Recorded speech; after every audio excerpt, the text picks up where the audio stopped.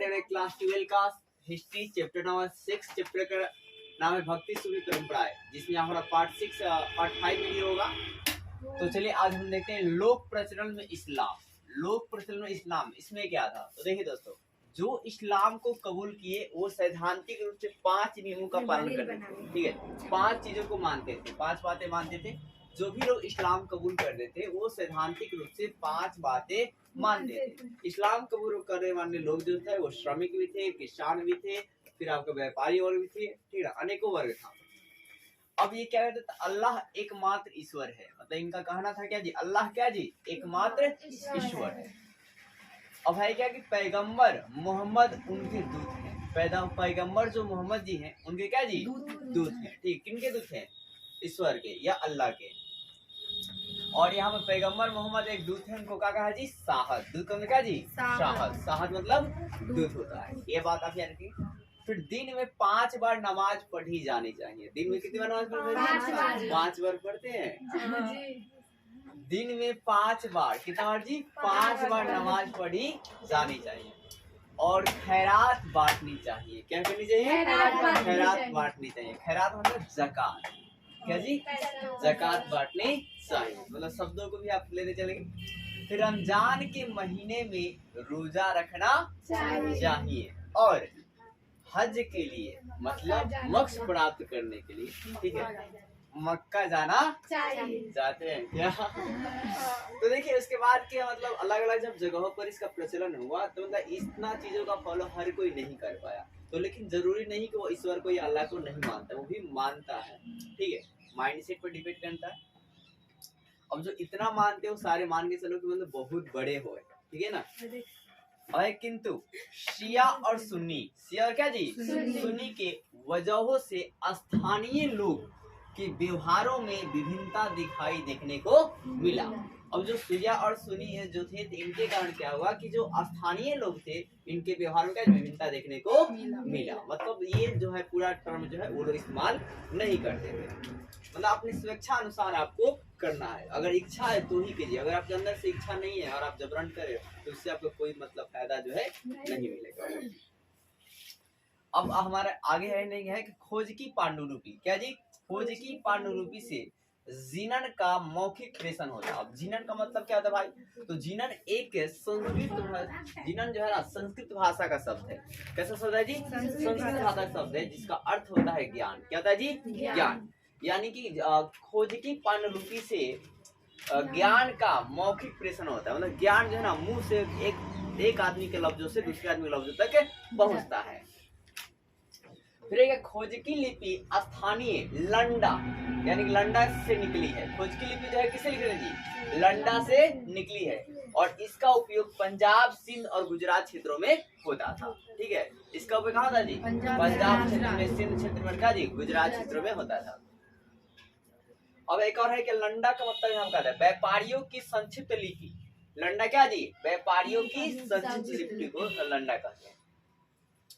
अब जाएगा समुदाय के नाम। क्या जी? समुदाय के नाम। तो 8वीं से 14वीं शताब्दी में अगर बात करें स्टार्टिंग पीरियड में तो ये हिंदू और मुस्लिम बहुत ही कम वर्ड आए थे। फिर 8वीं और 14वीं शताब्दी के मध्य संस्कृत ग्रंथों के अभिलेख के अध्ययन से पता चलता है कि स्टडी से पता चलता है कि मुसलमान शब्द का शायद ही कहीं प्रयोग हुआ है। क्योंकि ये मतलब शायद ही आप लोग यह कर लेंगे, शायद ही कहीं प्रयोग हुआ है। ठीक है, फिर वर्गीकरण जो है जन्म के स्थान पर आधार जो है किया गया है। वर्गीकरण जो है ना जन्म स्थान के आधार पर किया गया है। ठीक है ना, मतलब वो कहाँ से आए हैं उस आधार पर उनका वर्गीकरण कर दिया गया। जैसे तुर्की से आए हुए मुसलमान को तुरस्क कहा गया। क्या कहा गया? तुरस्क। आपसे पूछ रहे तुर्की से आए हुए मुसलमान क्या कहा गया? तुरस्क कहा गया।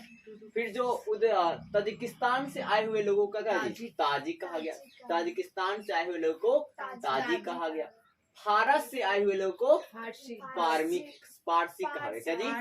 फारस से आए हुए लोगों को पारसी कहा गया। और यह वर्ण नियमों का पालन नहीं करते थे। ये क्या जी? वर्ण नियम का जी पालन नहीं करते। एक और बात, जो वर्ण व्यवस्था श्री कृष्ण मतलब भगवान बनाए थे वो क्या था? कर्म पर आधारित था, न कि जन्म पर आधारित था। किस पर जी? कर्म पर। मतलब जैसे कि वर्ण व्यवस्था जो है पुरुष सुख में कितने वो हैं? 4 हैं। एक है ब्राह्मण, एक है वैश्य और एक क्या जी? क्षत्रिय। और एक है क्षत्रिय और क्या जी? हाँ, शूद्र। तो इसमें आपका है क्या? मतलब कर्म कहने का मतलब अगर कोई मान लीजिए शूद्र है लेकिन उसका कर्म जो है बहुत सारा मतलब वो मतलब युद्ध लड़ता है, सेना में जाता है, ठीक है ना, तो वो भी क्षत्रिय कहलाएगा। वो भी क्या कहलाएगा जी? क्षत्रिय, कर्म के आधार पर। ठीक है। अगर मान के चलिए कोई ब्राह्मण ही है लेकिन वो मतलब व्यापारी का काम करता है तो वो आपका वैश्य कहलाएगा। क्या कहलाएगा जी? वैश्य। मतलब कर्म के आधार पर वर्ण को बांटा गया था। लेकिन आज के मतलब है क्या? मतलब जैसे कि जो जनरेशन है वो मतलब दूसरी है, मतलब है क्या कि जन्म के आधार पर मानती है। ठीक है। लेकिन हालांकि नहीं मानना चाहिए, क्योंकि मतलब बौद्ध धर्म में कहा गया है कि जो, या जैन धर्मों में कहा गया है कि जिसको अपने जन्म पर गर्व है उससे बड़ा मूर्ख कोई नहीं है। ठीक है। उसे अपने कर्म पर थोड़ा बहुत गर्वान्वित होना चाहिए, या नहीं भी होना चाहिए तो भी चलेगा। ठीक है। क्योंकि कर्म से आपके लोग पहचानते हैं, ना कि आपके जन्म से पहचानते हैं कि आप किस कास्ट में या किस संप्रदाय में जन्म लिए, बल्कि आप क्या कर्म करें तभी आपको लोग जानते हैं। ठीक है। अच्छा काम करेंगे या कुछ ऐसे कुछ बन जाएंगे तो ही आपको जानेंगे लोग, ऐसे जान जाएंगे। का आतिया मस्जिद, क्या सुना आपने? ईंटों की क्या जी? आतिया मस्जिद। इसका निर्माण कब हुआ? 1609। कब हुआ जी? 1609 में हुआ था। फिर ये कहाँ है? बांग्लादेश में। क्या जी? बांग्लादेश। किस जिला में है? तो मैम नसीम जिला में। किस जिला में? मैम नसीम जिला में। ठीक है। फिर श्रीनगर के क्या जी? आपका श्रीनगर के झेलम नदी किनारे एक बनी शाह अहमदान। क्या जी? शाह अहमदान मस्जिद, जो कश्मीर के सभी मस्जिदों में मुकुट का नगीना समझी जाती है। तो मुकुट का नगीना किस मस्जिद को समझा जाता है? तो शाह हमदान मस्जिद। किसको जी? शाह हमदान मस्जिद को। ये कहाँ है भाई? तो कश्मीर में। कहाँ जी? श्रीनगर के कश्मीर में। ठीक है। इसके लिए आप इसका पिक्चर भी देख सकते हैं और कुछ बातें भी आप और सुन लीजिए। हाँ, इसका निर्माण कब हुआ था जी? 1365 में। कब हुआ था? 1365 में हुआ था। ठीक है। तो देखिए ईंटों का बना जो आतिया मस्जिद है, यह है आपका आतिया मस्जिद। ठीक है। ये क्या है जी? आतिया मस्जिद है। ठीक है ना। ठीक है। ईंटों से बनी एक आतिया मस्जिद 1609 में। कितना? 1609 में। जिला मैनसिंह और बांग्लादेश। ठीक है। फिर इसके अलावा जो आपको मैंने बताया क्या बोलते हैं, श्रीनगर के झेलम नदी किनारे, तो ये आपका जो है कौन सा है? शाह अब्दान मस्जिद। कौन सा है जी? शाह अब्दान मस्जिद है। और ये कहाँ है? श्रीनगर के पास कहाँ जी? झेलम नदी किनारे। किस नदी किनारे? झेलम नदी किनारे। ठीक है।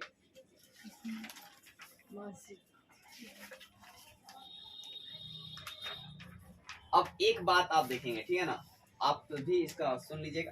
क्या है? देखिए जोगी के प्रति श्रद्धा। तो जोगी के प्रति श्रद्धा क्या था? तो यह उदाहरण जो है 1606 से 1662 में औरंगजेब के द्वारा एक जोगी लिखे पत्र का अंश है। मतलब ये जो है ना एक उदाहरण है 1661 से 1662 में।